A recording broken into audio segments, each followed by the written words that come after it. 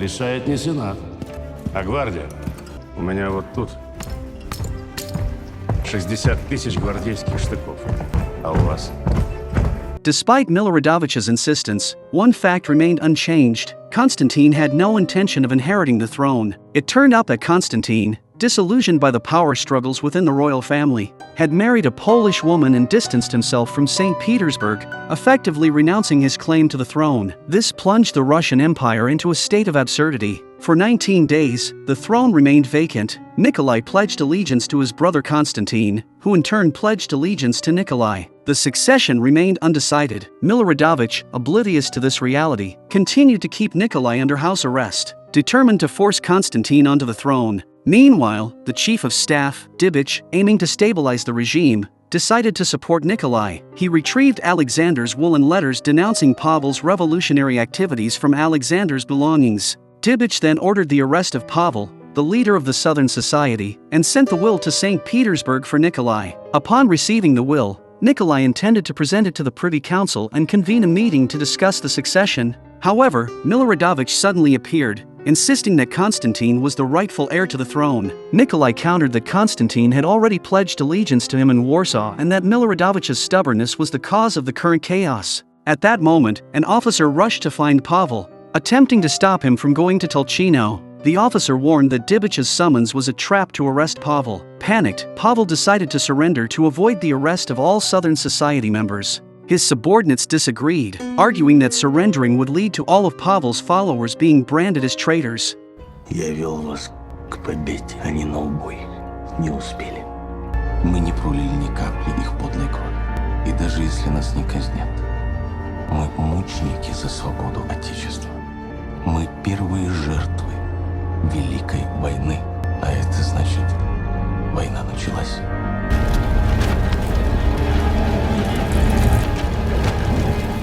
After Pavel's arrest, the Northern Society decided to launch a revolution against the monarchy. Soon, news reached St. Petersburg that Nikolai was about to ascend the throne. Miloradovich had changed his stance and now supported Nikolai. On the surface, the situation seemed resolved, but the Decembrists were still plotting. That evening, Mordvanov met with Rylyev, a key figure in the Northern Society. Mordvanov argued that if Nikolai ascended the throne, he would uphold the monarchy. Since Constantine did not want to be the Tsar, they should overthrow the current regime and establish a republic. Thus, the Decembrist revolution began.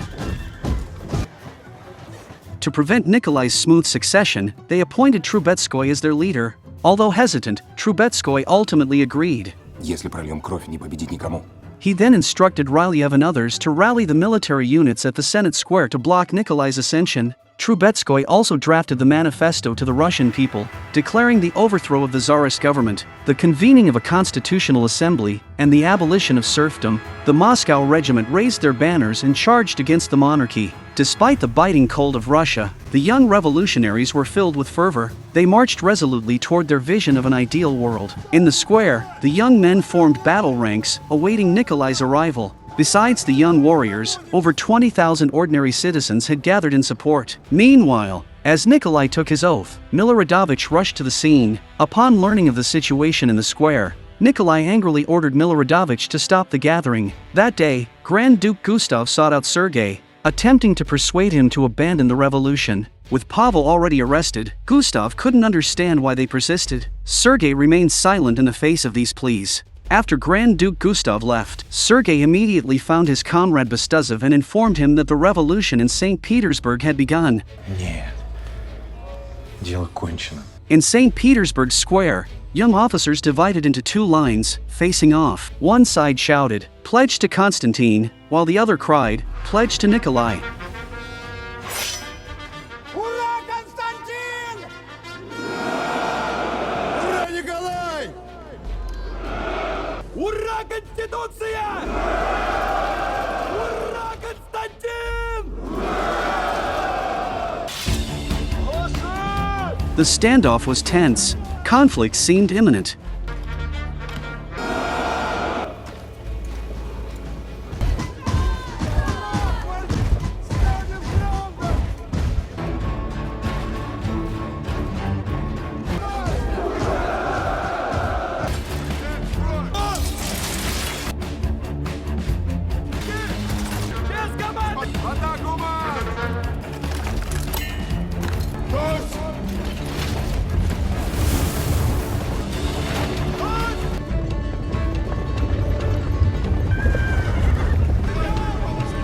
At a commander's order, gunshots rang out, and Nikolai's cavalry was instantly routed, fleeing in disarray.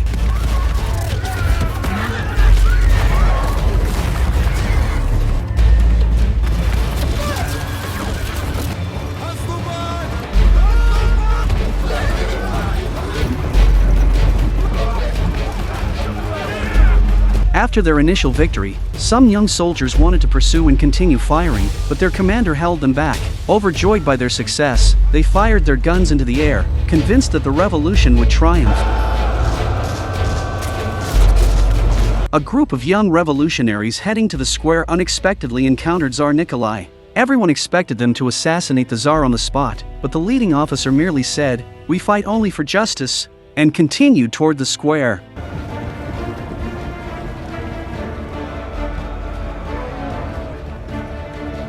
Upon reaching the square, the officer reported the encounter with the Tsar. The crowd questioned why he hadn't killed Nikolai, which would have secured their victory. The officer was at a loss for words, frozen in thought. From the start, these young revolutionaries had never intended to harm their innocent compatriots. Though they stood against the Tsar, they were all Russians at heart. They harbored a sense of compassion and reluctance, driven to rebellion only by the circumstances of the time. Seeing the Northern Society's revolutionary wave in St. Petersburg, Sergei was determined not to be left behind. To support the revolution, he decisively led the remaining members of the Southern Society in an uprising in Little Russia. Under the cover of night, Sergei and his men went straight to Grand Duke Gustav's residence and swiftly arrested him.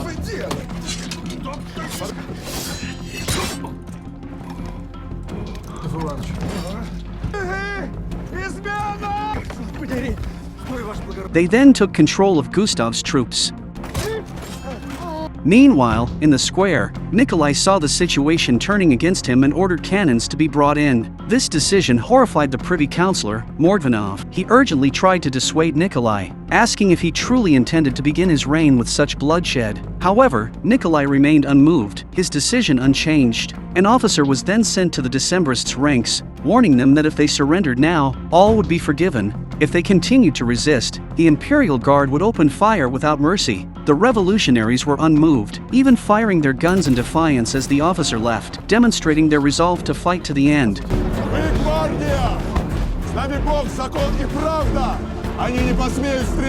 They believed Nikolai would not dare to order the cannons to fire, as the square was filled with ordinary citizens. In an era of absolute monarchy, the ideals of revolution clashed violently with the harsh reality. When the first cannon roared, everyone was shocked. Nikolai actually ordered the artillery to fire.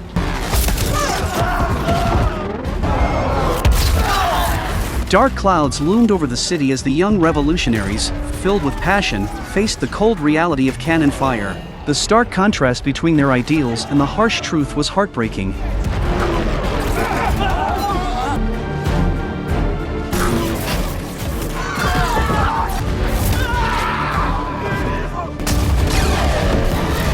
Seeing their comrades' bodies strewn across the frozen ground, the fighters panicked.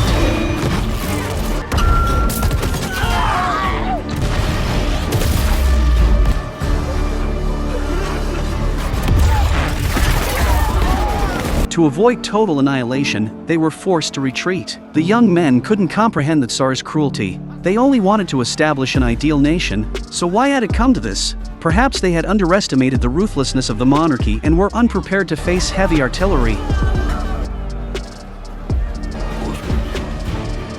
After a brief respite, the young revolutionaries regrouped.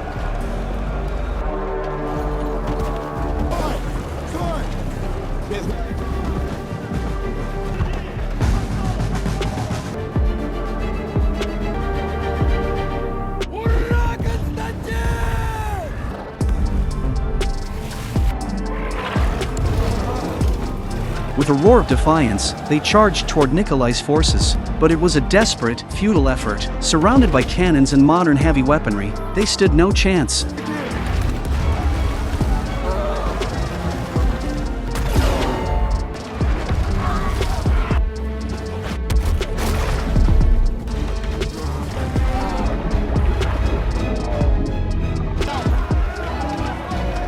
As the smoke cleared, Russia fell silent. The once bustling square was now eerily empty, littered with the bodies of the fallen revolutionaries. These young men, in their prime, had given their lives for their ideals and their country. With the smoke dissipating, the Northern Society of the Decembrist Revolution ended in failure. Surprisingly, the leader of the Northern Society, Trubetskoy, was nowhere to be seen. It turned out that during the planning phase, Ralyev had repeatedly urged Trubetskoy to take decisive action, but he had refused. Trubetskoy's indecisiveness and fear of being labeled a regicide had paralyzed him. When the Tsar ordered the cannons to fire, Trubetskoy panicked and fled home, abandoning his comrades and the revolution.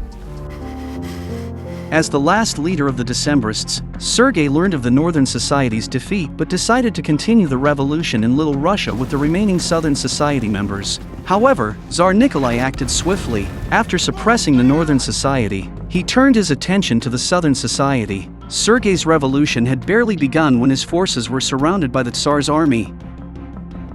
Facing imminent danger, Sergei drew a line on the ground and told his comrades that crossing it meant war. He then took the battle flag and instructed his men not to act rashly, intending to negotiate with the enemy alone. If his negotiations failed, his comrades would not be considered rebels. Despite his comrades' urgent pleas, Sergei's mind was made up. He walked steadfastly toward the enemy, his expression calm and resolute. Seeing him step into danger, his comrades could no longer contain their fervor. Rather than live in disgrace, they chose to die honorably. They crossed the line and marched toward the enemy. But against the Tsar's relentless cannon fire, this last revolutionary force stood no chance. Soon, the battle was over, and Sergei and his comrades were cornered. In truth, the night before, Sergei had had the chance to flee and save himself.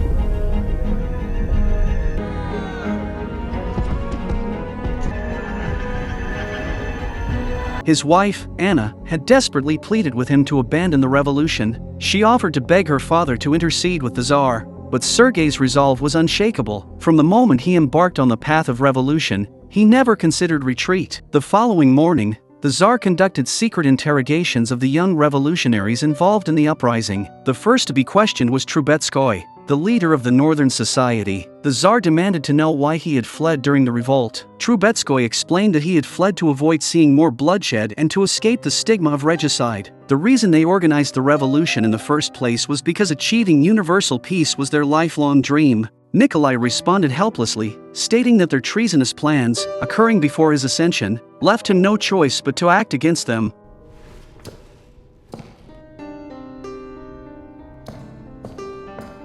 Next, it was Sergei's turn to be interrogated. The Tsar asked if he regretted his actions. Sergei replied that no one was wrong, they merely had different methods of achieving their goals. If given another chance, he would choose the same path.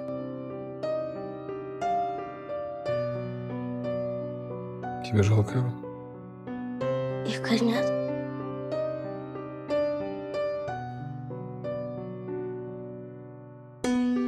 The interrogation ended, and the Decembrists were sentenced to death by hanging. On July 13, 1826, Sergei, Pavel, Ralyev, Kakhovsky, and Trubetskoy were executed by hanging in St. Petersburg's Senate Square. A large crowd gathered to witness the fate of these passionate young men. During the execution, the ropes of 3 men snapped. As the soldiers prepared to re-execute them, Sergei had a vision of his younger self, enthusiastically offering champagne to the Tsar amidst a crowded gathering. Once again, the Tsar's expression remained cold, and he did not utter the words Sergei hoped to hear. Disheartened, Sergei shared the champagne with the soldiers instead. Suddenly, Alexander approached him, this time with a warmer expression.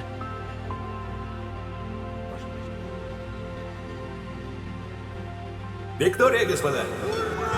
The young men's eyes were filled with endless possibilities for the future. The film ended on this poignant note. Historically, only Trubetskoy's death sentence was commuted to life imprisonment. Sergei, Pavel, Ralyev, and Kakhovsky were executed, and thousands of participants were severely punished, with 121 people exiled to Siberia for hard labor. Many wives of the Decembrists voluntarily gave up their privileged lives to follow their husbands into exile. These young nobles, though deemed naive and lacking in foresight, were driven by ideals and a willingness to sacrifice themselves for the betterment of Russian society and its people. Their passion and courage left an indelible mark on history. Despite the challenges, they remained steadfast in pursuing their dreams, becoming the brave and passionate youths of their era.